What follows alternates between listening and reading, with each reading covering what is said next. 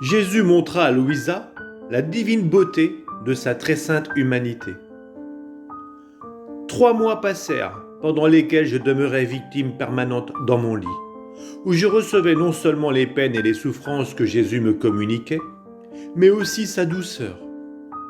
Un matin, Jésus vint à moi, comme un aimable et très charmant jeune homme d'à peu près 18 ans.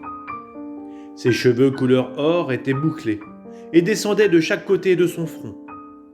Il semblait que ces boucles tissaient les pensées de son esprit jointes aux affections de son cœur. Sur son front, serein et large, on pouvait voir, comme à travers un cristal très clair, son esprit, où sa sagesse infinie régnait dans un ordre et une paix céleste. Mon esprit devint clair, et mon cœur tranquille à la vue de ce très charmant Jésus. L'effet fut tel, et mes passions si réprimées, que je ne ressentais pas le moindre trouble, puisque mon âme expérimenta un si grand sentiment de paix à seulement le voir. Qu'est-ce que j'expérimenterais si je pouvais posséder sa divinité? Je crois que Jésus ne pourrait pas se manifester dans une si grande beauté à une âme qui ne jouirait pas d'un calme parfait et d'une profonde humilité. Il se retirerait au moindre trouble de l'âme. D'un autre côté, si une âme ressentait une paix et un calme tel qu'elle ne serait pas troublée par un désastre et une guerre féroce autour d'elle, alors non seulement Jésus se laisserait voir par elle, mais il goûterait un doux repos en elle, un repos que ne pourrait lui procurer une âme troublée. Sous l'aspect où Jésus se montrait à moi, je ne cessais de le regarder et de l'admirer, et je me disais en moi-même, « Oh, comme ils sont beaux ces yeux si purs, qui brillent d'une lumière plus claire que le soleil. » Contrairement à la lumière du soleil, cependant, la lumière des yeux de Jésus ne blessait pas ma vue, et je pouvais fixer mon regard sur cette splendeur sans aucune fatigue. Bien au contraire, mes yeux en recevaient plus de force.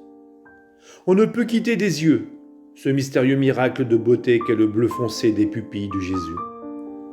Un regard venant de Jésus est suffisant pour être transporté hors de soi-même et pour faire parcourir les vallées, les plaines, les montagnes, les cieux ou les plus profonds abîmes de la terre pour le trouver. Un regard de Jésus est suffisant pour transformer l'âme en lui et faire ressentir je ne sais quoi de sa divinité. Plusieurs fois, cela m'a fait m'exclamer « Ô mon très beau Jésus, ô mon tout, qu'est-ce que ce sera de jouir de ta vision béatifique sans le mélange de la souffrance? Toi qui, dans les quelques minutes où tu m'es apparu, as donné tant de paix à mon âme. Toi pour qui on peut endurer des torrents de souffrance, le martyre ou des épreuves humiliantes. Toi qui es habité par un mélange de peine et de plaisir, dans une parfaite tranquillité d'esprit. Qui pourrait dire toute la beauté que dégage son adorable visage? Son aspect est comme de la neige teintée de la couleur de très belles roses. Il transpire une noblesse majestueuse et divine. Son apparence invite à la crainte et à la révérence, et aussi à la confiance. Son apparence est comme le blanc comparé au noir, comme la douceur comparée à l'amertume. La confiance que pourrait inspirer une créature est une ombre comparativement au brillant soleil qu'est la confiance inspirée par Jésus. Oh oui, la confiance que Jésus inspire à l'âme transparaît sur sa sainte figure, si majestueuse, si aimable. Et l'amour qu'il dégage attire l'âme d'une manière qui ne lui laisse aucun doute quant à l'accueil qu'il lui offre. Jésus ne méprise pas une créature qui, attirée par la brûlante flamme de son amour, veut retourner dans ses bras, peu importe sa laideur ou son état de péché. Que dire maintenant des traits de sa figure? Son nez très gracieux descend harmonieusement de ses blonds sourcils. Sa bouche, quoique petite, affiche un doux sourire. Ses lèvres, de couleur écarlate, sont fines, douces et aimantes. Quand elle s'ouvre pour parler, elle donne l'impression que quelque chose de précieux, de céleste, va être prononcé.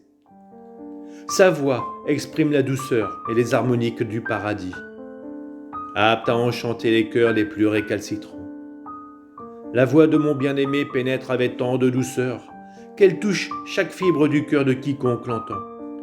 Et en moins de temps qu'il ne faut pour le dire, elle ravit l'âme par ses accents chauds et stimulants. Elle est si plaisante que tous les plaisirs du monde sont néants, comparés à un seul mot sortant de sa bouche. Tous les plaisirs du monde ne sont que simulacres, comparés à sa douce voix. Elle est efficace et produit de grandes merveilles. Quand Jésus parle, il produit l'effet qu'il veut dans l'âme. Oh oui, la bouche de Jésus est radieuse. Elle est d'une beauté souveraine quand il parle. Alors peuvent être vues ses dents propres et bien proportionnées. Au cœur qui l'écoute avec affection, Jésus envoie du ciel un souffle d'amour palpitant, qui darde, enflamme et consume. Plus belles encore sont ses mains douces, blanches et délicates. Ses doigts, clairs et transparents, bougent avec dextérité et sont un véritable enchantement à voir quand il touche quelque chose. Oh, comme tu es beau, totalement beau, mon doux et gracieux Jésus. Pardonne-moi de si pauvrement parler de ta beauté. Ce que j'ai dit n'est rien comparé à la réalité. D'une manière gaffeuse, j'ai essayé de décrire ta beauté. De même, tes anges sont indignes et incapables de décrire adéquatement. C'est par la sainte obéissance que de mon mieux je l'ai fait. Si ma description n'a pas ton approbation, pardonne-moi. Blâme en premier lieu l'obéissance, parce que mes faibles essais ne sont pas justice à ta beauté, j'en suis bien conscient. L'âme de Louisa se détache de son corps une première fois, souffrance que Jésus lui transmet dans cet état. Si ce n'eût été d'un ordre explicite donné en vertu de l'obéissance, je n'aurais sûrement jamais consenti à mettre sur papier dans l'humiliation les étranges épisodes de ma vie, qui de jour en jour devenaient moins exceptionnels. Sans doute pour quelques personnes, ils sembleront bizarres. Je n'ai pas le choix. Je dirais que mon bien-aimé Jésus, après s'être montré à moi de la manière que j'ai précédemment si gauchement décrite, souffla de sa bouche une fragrance céleste qui m'envahit dans mon corps et mon âme. À la suite de ce souffle, en moins de temps qu'il ne faut pour le dire, il me prit avec lui. Il fit sortir mon âme de toutes les parties de mon corps. Il me donna un corps d'une forme très simple, resplendissant de pure lumière. Je pris rapidement mon envol avec lui, et nous avons parcouru l'immensité des cieux. Puisque c'était la première fois que j'expérimentais ce merveilleux phénomène, j'ai pensé, vraiment, le Seigneur est venu pour me prendre, et certainement je vais mourir. Quand je me suis trouvé hors de mon corps, les sensations que mon âme ressentait étaient les mêmes que je ressentais quand j'étais dans mon corps. Avec la différence que quand l'âme est unie au corps, elle perçoit chaque sensation à travers les sens et les transmet aux puissances du corps. Dans l'autre situation, l'âme reçoit toutes les sensations directement. Elle comprend instantanément tout ce qu'elle traverse. Elle pénètre même les choses les plus cachées et imperceptibles, de près ou de loin, mais uniquement dans la volonté de Dieu. La première chose que mon âme ressentit quand elle quitta mon corps fut de trembler de peur en suivant l'envol de mon bien-aimé Jésus, qui me tirait continuellement derrière lui à l'aide d'une brise céleste. Il me disait, « Puisque tu as expérimenté de grandes souffrances quand tu étais privé de ma présence visuelle, pendant 1 heure ou à peu près, maintenant vole avec moi. Je veux te consoler et te griser de mon amour. » Oh, comme il était bon pour mon âme d'être en suspension dans la voûte des cieux en compagnie de Jésus. Il me semblait que j'étais appuyé sur lui et qu'il me tenait pour que je ne sois pas trop loin derrière lui. Quoiqu'il me précédait, j'étais attaché à lui d'une manière ferme afin de pouvoir le suivre, lui penché vers moi et moi vers lui.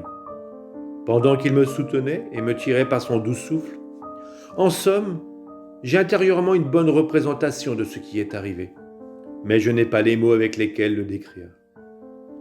Après avoir fait ses rondes dans l'immensité des cieux, mon bien-aimé Jésus, qui trouve ses délices dans la compagnie des hommes, m'amena à un endroit où étaient concentrées les iniquités et les infamies des hommes.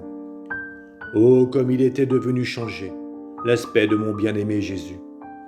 Quelle amertume submergeait son cœur sensible.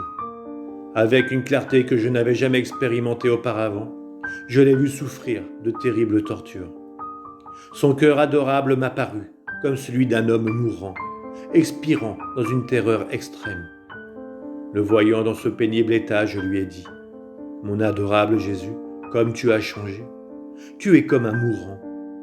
Appuie-toi sur moi et permets-moi de participer à ta souffrance. Mon cœur défaille de te voir tant souffrir. » Là-dessus, retrouvant un peu son souffle, Jésus me dit : « Oui, ma bien-aimée, libre à toi de m'aimer.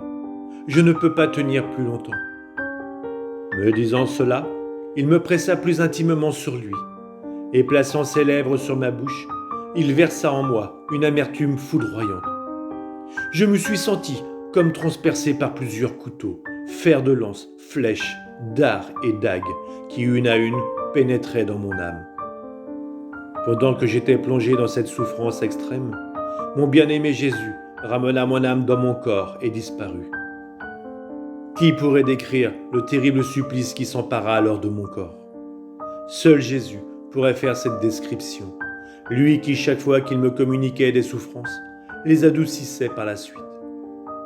Les gens sur la terre non seulement ne peuvent ressentir de telles souffrances, mais ne peuvent même pas imaginer leur profondeur. En analysant l'histoire de mon âme, cette âme pauvre et misérable qui a bien des fois imité son bien-aimé Jésus, on pourrait croire que la mort se moquait de moi. Quoique je n'étais pas alors digne de mourir, je savais que la mort viendrait bientôt. Elle viendra en son temps, et elle ne se moquera plus de moi. Ce sera plutôt moi qui la ridiculiserai en lui disant : « J'ai badiné bien des fois avec toi. Je t'ai effleuré au moins 100 000 fois. Je n'ai plus qu'égalisé le compte avec toi. » Je dis cela car à bien des occasions, j'aurais quitté ce monde si ce n'eût été de Jésus, qui après avoir communiqué directement d'atroces souffrances à mon âme, me réanimait, en m'attirant près de son cœur qui est vie pour moi, ou en me prenant dans ses bras qui sont force pour moi, ou en versant de sa bouche en moi un très doux élixir. Et puisque les souffrances communiquées directement à mon âme sont plus terribles que celles communiquées à mon corps, je serais sûrement morte bien des fois, si ce n'eût été de ce merveilleux Jésus.